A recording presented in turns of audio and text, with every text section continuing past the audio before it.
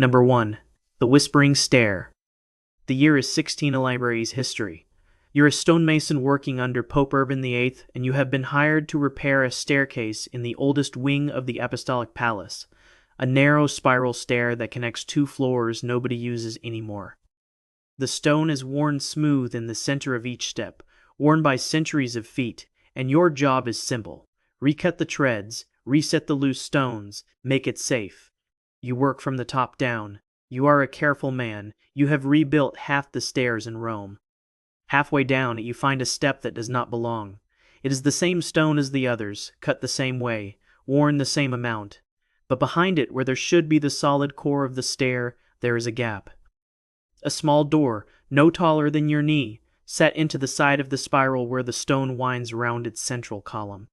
You open it. Behind it is a room built into the hollow core of the staircase itself, a room shaped like the inside of a shell, curling upward into darkness. It is empty. The air inside is warm, not warm like a kitchen, warm like breath.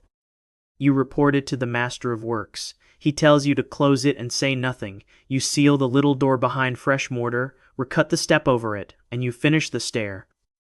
In your work log, the entry for that week reads, "In your own hand, repaired the stair, sealed the hollow. May God keep what waits in it patient." You were paid. You never worked in the palace again. Here's where it gets strange. That staircase appears in every architectural survey of the Apostolic Palace, from 1623 to the present, and in every survey it is measured. The exterior height of the stair and the interior height of the stair do not match. There is roughly 2 meters of vertical space running the full length of the spiral that the measurements cannot account for. Surveyors across 4 centuries have noted the discrepancy in the margins of their drawings. In 1710, a papal architect wrote beside his figures the single word, "impossible." In 1889, another wrote, "The numbers are correct. The building is not." Nobody has ever cut the stair open to see what fills the missing space.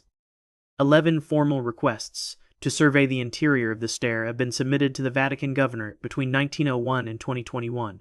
They were filed by architects, acousticians, a structural engineer, and, in 1978, a Jesuit who specialized in the acoustics of sacred buildings. That last man had noticed something the others had only suspected. He wrote in his application that from a particular landing at a particular hour of the evening, the empty stair produces a sound. "A low, layered sound," he wrote, "like many people speaking at once, very far away, none of them in any language I could name.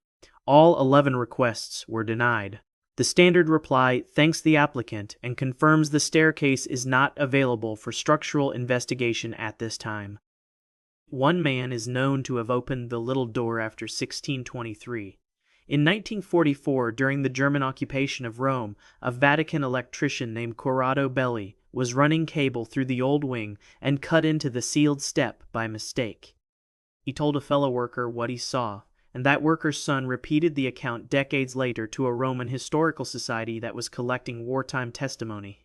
Belli said the shell-shaped room was no longer empty. In the center of it, floating a hand's width above the floor, was a shape he could only describe as a knot tied in something that had no ends, turning slowly, and turning is the wrong word, he said, because it turned inward, folding into itself and never getting smaller. The whispering, he said, came from the knot. When he sealed the step again, he could hear it through the wall for the rest of his shift. A knot with no ends, turning inward, whispering in a stair that has been 2 meters too tall for 400 years.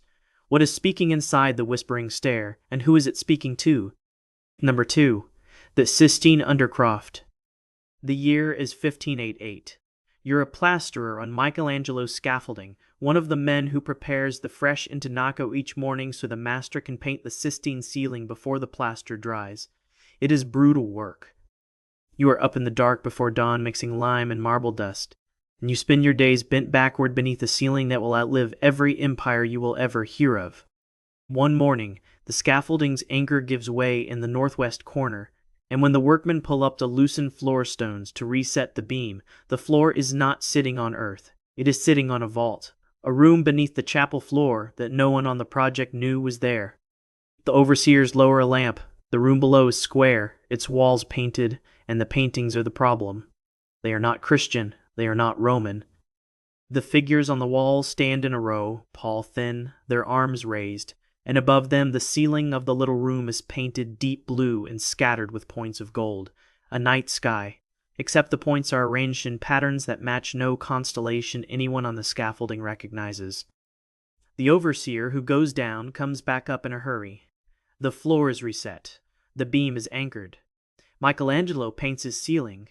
The undercroft is not mentioned in any account of the work, and there are many accounts of the work. Here's where it gets strange. In 59, a payment record survives for labor closing the lower chapel by order discreetly. The phrase lower chapel appears nowhere else in the Sistine's construction history. There is no lower chapel. There was never supposed to be one.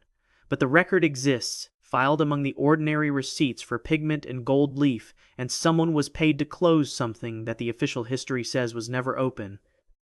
In 1996, a team performing humidity analysis on the Sistine floor detected a cavity beneath the northwest corner at the exact location where the 1508 anchor failed. Their instruments returned a reading consistent with a sealed chamber roughly 5 meters square. The finding was submitted in a technical report to the Vatican museums. The report was accepted. The cavity was not investigated. When one of the technicians asked in writing whether a follow-up survey would be scheduled, the reply informed her that the floor of the Sistine Chapel is not subject to invasive study. 2 more requests, one in 2004 and one in 2015, received the same answer, worded almost identically, as if the sentence had been kept somewhere and reused. The one detailed account of the undercroft's interior comes from the 1996 survey itself. A member of that team kept a private notebook, and after his death it passed to a colleague who quoted a single line from it in a lecture in 2011.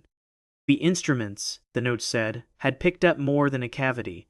At the center of the sealed room the readings indicated a dense object, small, and around it the air was measurably colder than the stone that enclosed it, colder than the sealed room had any physical reason to be. Cold radiating outward from an object, in a painted room, under a ceiling of a sky that is not our sky, beneath the most looked-at ceiling in the world. Everyone lifts their eyes to Michelangelo's God reaching for Adam, what is directly below their feet, reaching for nothing, painted by hands the Vatican will not name. Number 3. The Bricked Confessional. The year is 1667. You're a carpenter in the Basilica of St. John Lateran, the Cathedral of Rome, and you have been asked to remove an old confessional from a side chapel to make room for a new one. Confessionals come apart in a predictable way. You have taken down dozens, but when you pull this one from the wall behind it is not a wall. It is a doorway that was filled in, and filled in badly, in a hurry, with bricks that don't match the surrounding stone and mortar that was never smoothed. Someone hid a door behind a confessional so that for generations people would kneel and confess their sins with their backs to it, never knowing it was there. You break through because you are a carpenter, and a doorway is a doorway. Behind it is a room with no windows, and in the room is a single chair facing the wall, and on the wall in front of the chair is writing, lines and lines of it, from the floor to the ceiling in a script you cannot read, and the script is not carved and not painted. It is burned into the stone, each character scorched in, as if written with something that was very hot and very precise. The chair faces the writing the way a student faces a lesson. You do not stay. You tell the sacristan. Within the day, the door is bricked again, and this time the mortar is smoothed.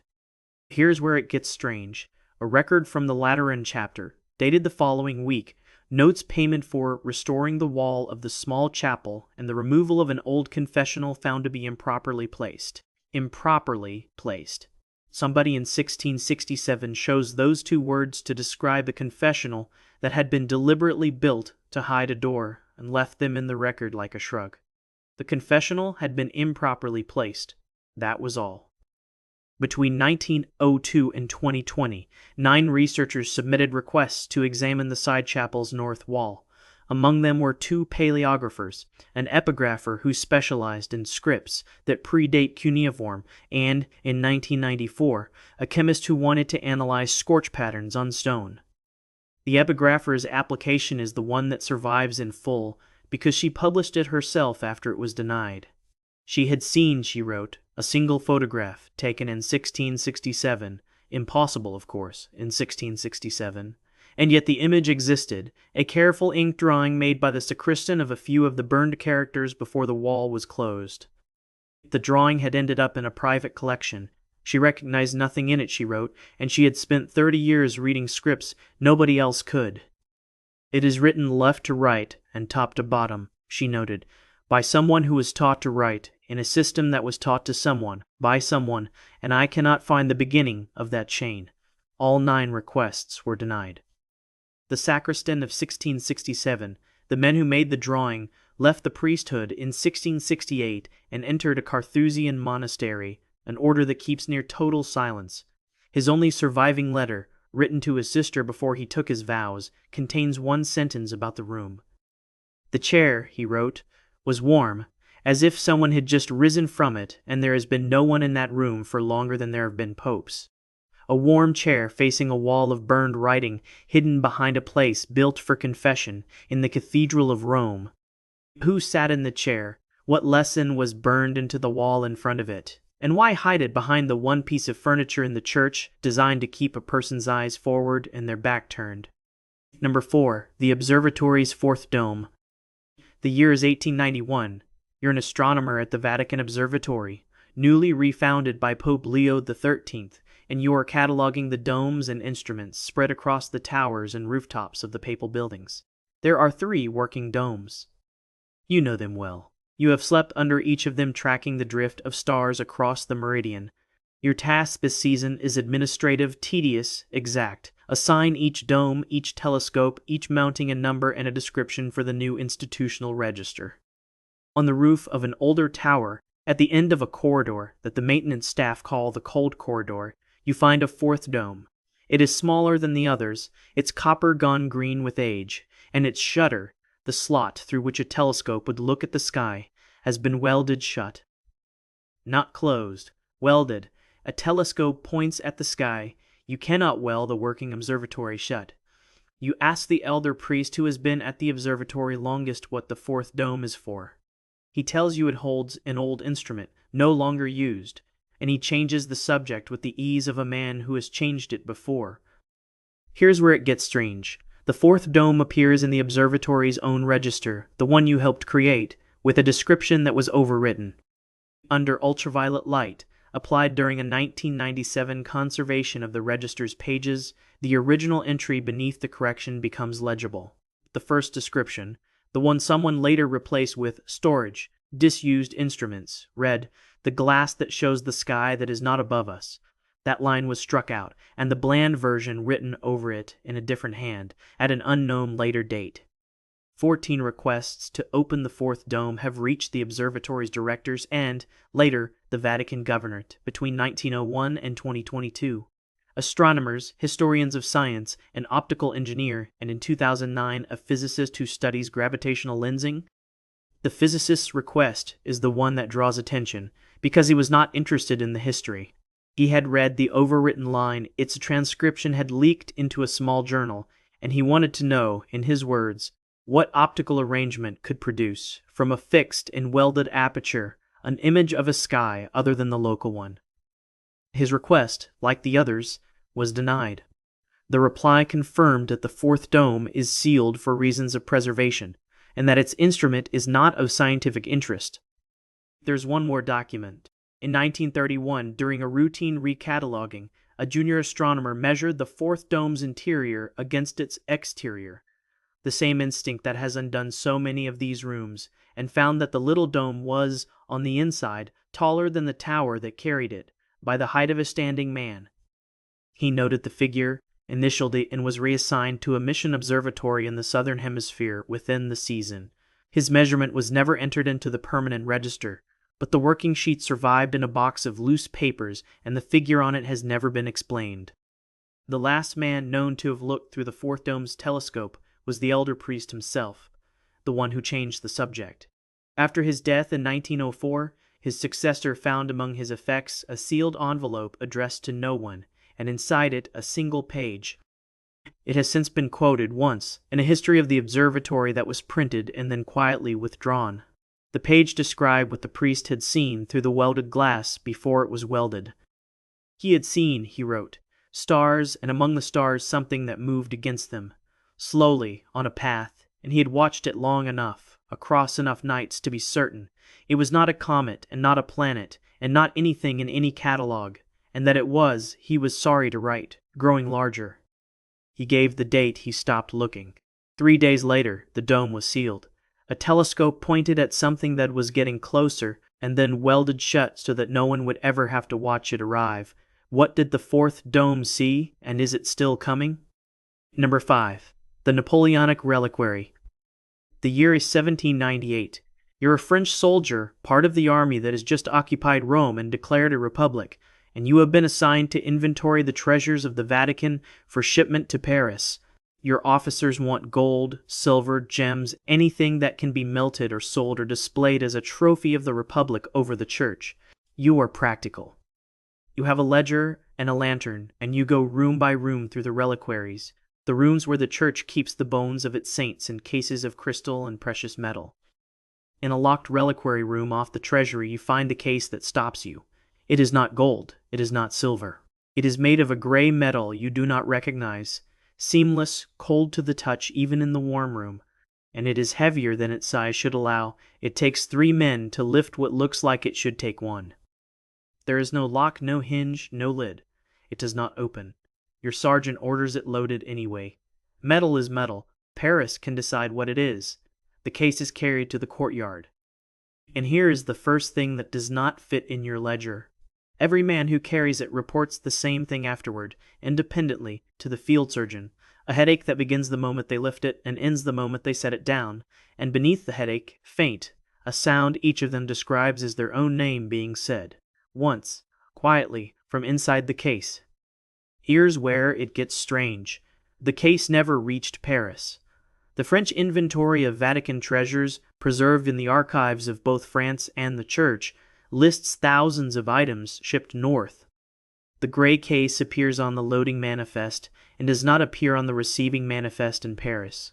Somewhere between the courtyard of the Vatican and the border, an object that 3 men could barely lift, that had no way to be opened, was removed from a guarded convoy without any record of who removed it or when or why, and returned, because it is, once again, in the Vatican today.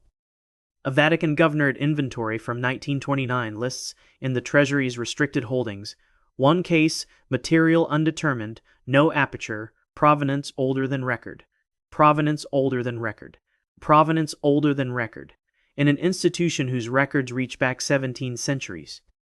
Between 1929 and 2018, requests to examine the case were filed by metallurgists, a physicist, and a historian of the Napoleonic looting who simply wanted to solve the mystery of the missing shipment. All were declined. A 2018 request, filed by a material scientist who offered to perform only non-invasive analysis, no opening, no sampling, only scanning, received a reply that has become locally famous among the small circle of people who chase these stories.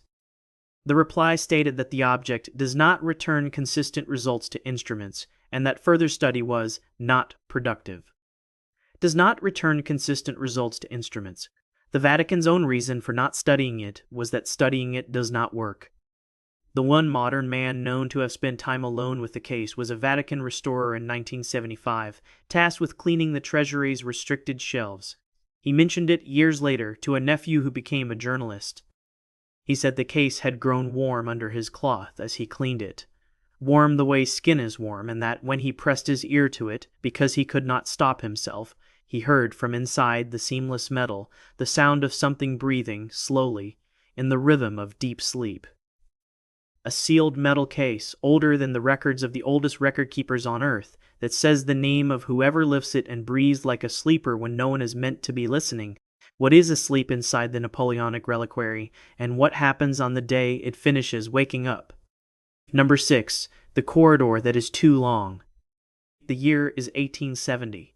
You're a surveyor employed by the newly unified Kingdom of Italy, and in the confusion of the year Rome has fallen to Italian troops and the Pope has withdrawn behind the Vatican walls. You have been given a rare and temporary commission to produce an accurate architectural map of the Apostolic Palace for the new government's records. It is the kind of access no secular official has had in centuries, and you know it will not last. You work fast and you work honestly, room by room, corridor by corridor, chain and compass, and your numbers are good. On the second floor of an old wing, you enter a corridor, plain, lined with sealed doors, and you measure it, and your measurement is wrong. So you measure it again. It is wrong again, in the same way. The corridor is longer on the inside than the building is on the outside, not by a little. By the length of a large room, you pace it, you chain it. You check it against the rooms on either side, and the rooms account for their own walls, and still, when you add it all up, the corridor eats a space that the exterior of the building does not contain. You are a rational man in a rational century. You write the figures down exactly, and beside them you write, "Error not found." You never resolve it. Your commission ends. The Pope's people take the palace back. Your map goes into a government drawer. Here's where it gets strange. Your map survives in the Italian state archives, and in the 1950s, a historian comparing it against the Vatican's own plans notices the discrepancy and writes a short paper about it, assuming a simple surveying mistake. Then an architect checks the modern laser scans, done during a 2011 conservation, against your 1870 chain and compass numbers. The scans, accurate to the millimeter, return the same impossible figure you did. The corridor is still longer inside than the building is outside. A century and a half of better and better instruments, and the space that should not be there is still there, exactly as large as it was, refusing to resolve. Requests to open the sealed doors along the corridor, there are several, and none of them appear on any room register, have been made repeatedly. The most persistent came from the architect who ran the 2011 scans. He filed 3 requests over 8 years, each more carefully worded than the last, pointing out that a documented spatial anomaly in a UNESCO-relevant structure was, at minimum, a matter of architectural record. Each was declined. The final reply told him that the corridor is structurally sound and its configuration is original to the building, which answered a question no one had asked and ignored the one everyone was asking. There is a second oddity the architect noted and could not publish. The sealed doors along the corridor are numbered, faintly, in old paint, above each frame, and the numbers do not run in sequence. They skip and double back, and one door is numbered twice, and the highest number is larger than the count of doors, as if the corridor had once held more doors than it now shows, or as if it holds more than can be seen from where a person happens to be standing. He counted them 4 times, on 4 separate visits, and twice he arrived at a different total. One account of what lies behind those doors exists, and it is second-hand, and it is the kind of thing that would be easy to dismiss if the measurements did not keep agreeing across 150 years. A cleaner employed in that wing in the 1960s told a priest who recorded it that one of the doors in the too long corridor had been left open once for less than a minute by a workman, and that inside was not a room but more corridor, turning, going on, and that she had heard from down its length the sound of her own footsteps continuing after she had stopped walking. A corridor that contains a space the building does not have, behind doors on no map, where your footsteps keep walking after you stand still. Where does the too long corridor go, and who is walking it now? Number 7. The painted door in the tower. The year is 1495. You're an apprentice fresco painter working under a master hired by Pope Alexander VI to decorate a private room high in a tower of the Apostolic Palace. It is intimate work, a small room, and the master has designed a wall of trompe l'oeil, painted architecture so convincing it seems you could walk into it, a painted colonnade, a painted floor receding into distance, and at the center, a painted door, half open, with painted darkness beyond it. Your job is the humble parts, the shadows, the cracks in the painted stone, the dust on the painted floor. You are good at dust. You are painting the base of the painted door when your brush goes through it, not through the plaster, through the door. The wall is solid everywhere your hand tests it, everywhere except the painted opening of the painted door, where your brush and then your arm to the elbow passes into a cold that is not the cold of a stone wall but the cold of open air on a winter night. You pull your arm back. You tell no one at first, because you are an apprentice, and apprentices who say impossible things do not stay apprentices. But the master sees your face, and he tests it himself, and he goes pale, and that evening the room is closed, and within the month the entire wall is covered over with a plain coat of lime, the beautiful false architecture buried, the painted door with it. Here's where it gets strange. The room appears in a 1495 household account as the Tower Study, decoration by the master, later whitewashed by order.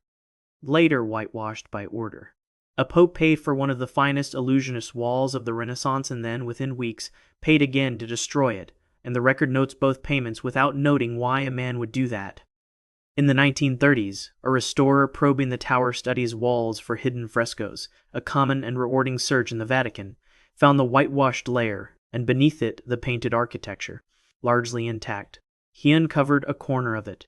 He uncovered the base of the painted door.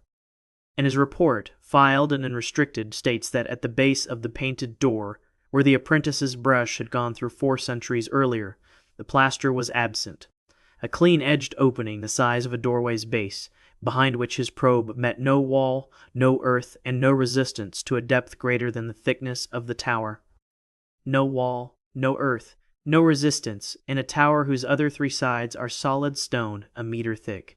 Requests to reopen the Tower Study and examine the painted door have been filed by art restorers, architects, and, in 2013, a specialist in medieval optics who did not believe in impossible doors and wanted to prove the opening was a simple collapsed cavity. He was denied. His appeal, noting that a cavity extending beyond the physical thickness of a tower is not a simple thing, was denied again, with a reply confirming the Tower Study was not scheduled for restoration. The last person known to have looked into the painted door was the 1930s restorer. His private diary, sold at auction in 2001, closes the matter with the entry that ended his work there. He had held a lamp to the opening, he wrote, and the light had not fallen on any surface. It had simply gone in and not come back, the way light goes into the sky. And as he looked, he wrote, "The painted door, which is a painting, and which has been buried under lime since before my grandfather's grandfather, opened wider on its painted hinge, by itself, while I watched, and I put down my tools, and I have not gone back. A painted door that a brush passed through, that opens on its own, behind which light does not return and the tower does not end. Where does the painted door lead, and who painted the room to look exactly like the place on the other side of it? Number 8. The ice cellar under the kitchens. The year is 1929. You're a workman during the year the Lateran Treaty is signed, and Vatican City becomes a sovereign state, and a wave of construction and modernization runs through the old buildings. You are part of a crew installing modern refrigeration beneath the papal kitchens, replacing the ancient system of cellars and ice pits that has kept the Vatican's food cold since long before anyone alive can remember. To install the new machines, you have to break into and map the old cellars, and most of them are exactly what you expect: brick vaults, cold, damp, forgotten. One is not. At the end of the deepest cellar, behind a wall of dressed stone that predates the brick vaults around it, is a chamber that is cold, genuinely, impossibly cold, cold enough that your breath fogs and the walls carry a rime of frost, with no ice in it, and no machine, and no source. Rome does not freeze underground. The cellar you are standing in a moment before was merely cool. This chamber, sealed, sourceless, is below freezing, and it has been, as far as anyone can tell, forever. In the center of the frozen chamber is a low stone table, and on the table, under the frost, is a shape draped in cloth, and the cloth has frozen to the shape, and the shape is the size and the outline of a person lying down. And it is not a person, because the proportions are wrong, the limbs too long, the head too large, in a way you feel before you can say. Here's where it gets strange. The refrigeration project's records survive, and they include a note in the site foreman's hand that reads, "The old cold room is to be left as found, sealed by order, the new plant to be sited elsewhere." The new plant was sited elsewhere, at real expense and real inconvenience, to avoid disturbing a cold room that the modern refrigeration was supposed to replace. They built the future around it and left it frozen.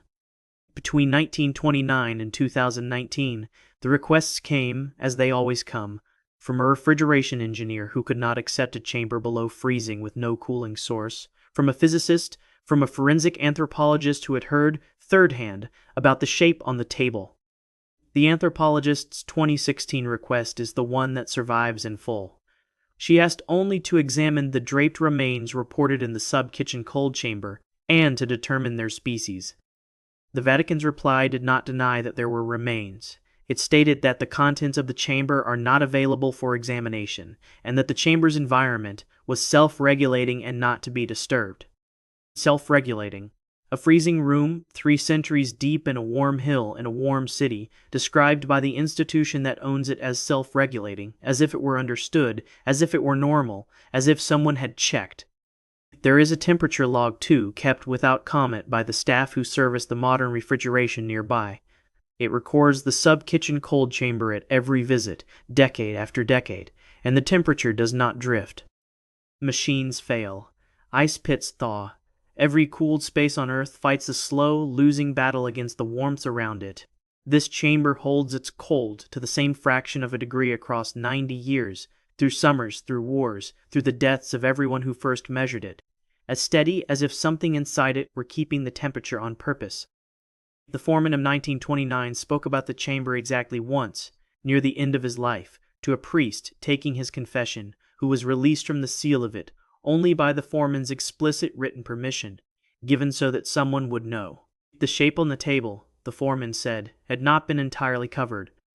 One hand had been outside the cloth, frozen, and it had too many fingers, and the fingers were folded around something, holding it the way a person holds something precious as they fall asleep, and he had not been able to see what it was holding, and he had thanked God for that every day since. A frozen chamber with no cold to make it, and on the table a long-limbed shape that is not a person, holding something in a hand with too many fingers. Who lies under the frost beneath the Pope's kitchens? And what is it still holding? Number 9. The bell that was silenced. The year is 1585. You're a bell founder summoned to the Vatican by Pope Sixtus V, a builder of a pope, a man remaking the whole city, and your commission is to inspect the bells of the papal towers and recast any that have cracked. You know bells the way a doctor knows bodies. You can read a bell's health in its voice. You go tower by tower, striking each bell lightly, listening, and you find them mostly sound. In a low, squat tower that no longer has a public function, behind a door that has to be forced, you find a bell that should not exist. It is large, larger than the doorway you came through, which means it was placed there before the tower was finished around it. It is made of the gray, seamless metal. You have never seen it, but you will describe it, and centuries later other people in other rooms of this same institution will describe the same gray metal in the same words, and the bell has no clapper. There is nothing inside it to strike it. Yet the moment you enter the chamber, the bell is sounding, not ringing, sounding, a single low note that does not rise and does not fall and does not stop, that you feel in your teeth and your chest more than you hear it, and that has, you slowly understand, been sounding in the sealed room with no one to hear it for longer than the tower has stood. Here's where it gets strange. Sixtus V's building records, and he was a pope who documented his works obsessively, who rebuilt Rome on paper before he rebuilt it in stone, contain an instruction in 1585 to wall the mute tower and its bell, and record it as empty and let no founder near it again. Recorded as empty, the Pope who wrote down everything ordered that this one thing be written down as its opposite. And so the mute tower enters the registers as empty, and stays empty on paper for 440 years, while the bell that has no clapper goes on sounding a note that the paper says does not exist. The requests to enter the mute tower are fewer than for the other rooms, because fewer people know about it, but they are stranger in who makes them. Bell founders, yes, and an acoustician, but also, in 1962, a seismologist who had noticed that a low-frequency signal of constant pitch and unknown origin registered faintly on Rome's early monitoring equipment, and who traced it as far as he could to the Vatican Hill. His request to investigate the source was declined by the governorate, which informed him that there is no active bell or mechanism in the location indicated. No active bell. The bell has no clapper. It is not active. It simply sounds. The last man known to have entered the mute tower was a Vatican maintenance worker in 1951, checking the old towers for storm damage. He forced the walled door. The seal had cracked in a bombing years before, and he was inside for less than a minute. He described it afterward to his wife, who wrote it in a letter to her mother, which is how it survives. The note the bell was sounding, he said, was not a single note after all, once you were inside it. It was a chord, many notes held at once, and the longer he stood there, the more of them he could hear, and he had the growing and unbearable certainty that if he stayed long enough to hear all of them, he would understand what the bell was saying, and that he must not, under any circumstances, allow himself to understand it. He left. He sealed the door with his own hands, though it was not his job, and he requested a transfer the next morning.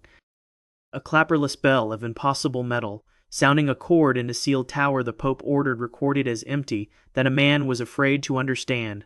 What is the bell that no one struck trying to say, and what happens to the person who finally hears the whole chord? Number 10. The Garden Shaft. The year is 1936. You're a gardener in the Vatican gardens, the vast green heart behind the basilica, and during the digging of a new drainage line near the oldest fountain, your spade strikes stone where there should be only earth. You clear it, and it is the rim of a shaft, a circular opening lined with cut stone, dropping straight down into the dark, far deeper than any well should be, far older than the fountain beside it, far older than the gardens, far older, you will come to suspect, than the city. There is no water at the bottom. When you drop a stone, you count, and you keep counting, and the sound of the stone landing does not come, and you tell yourself the wind carried it away, because the alternative is worse. The Vatican's engineers come. They lower a lamp on a long line, and the line runs out before the lamp reaches a floor, and in the circle of light, on the walls of the shaft going down, they see carvings, a spiral of them winding down the shaft's interior as far as the light reaches, images and marks that the engineers do not recognize and that the one archaeologist they bring will not, in his notes, call the work of any known people. The shaft is capped. A heavy stone lid is set over it, and the drainage line is rerouted, and the gardeners are told the shaft is an old well, dry, dangerous, and closed for safety. Here's where it gets strange. The garden's maintenance records from 1936 onward list, among the fountains and the flower beds and the pruning schedules, the capped shaft near the old fountain, inspect seal annually. Inspect the seal annually. A dry, closed, dangerous old well does not need its lid checked every year. Something that needs the seal on it confirmed, once a year, every year for the better part of a century, is not being kept safe from us. We are being kept safe from it, and the annual entries in 8 decades of different hands are not always identical. Twice, once in 1944 and once in 1978, the entry reads not seal intact, but seal reset, meaning that on those 2 occasions the heavy stone lid over the bottomless shaft was found to have moved and had to be put back, and no one wrote down what could move a stone that 6 men had needed to set in place. The requests to descend the shaft span the whole modern era. Speleologists, an archaeologist who specialized in pre-Sumerian sites, a geologist who did not believe in bottomless holes and wanted to measure the real depth. All declined. The geologist's 2007 request is the one that survives with a reply attached, and the reply is the only one in all these rooms that comes close to saying the quiet thing aloud. It informed him that the shaft was not surveyable by available means, and that prior attempts to establish its depth were discontinued. Prior attempts. Discontinued. Someone, at some point, tried to find the bottom, and stopped, and the Vatican will not say what stopped them. The word discontinued hides a story the Vatican has never told.